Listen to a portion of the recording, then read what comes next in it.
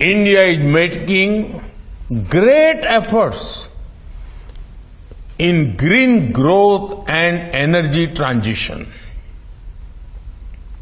India is the most populated nation and the fastest growing large economy in the world.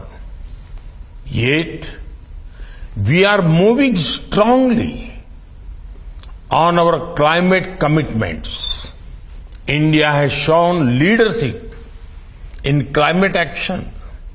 We achieved our non-fossil installed electric capacity target 9 years in advance. We have now set a higher target. We plan to achieve 50% non-fossil installed capacity by 2030. India is also among the global leaders in solar and wind power.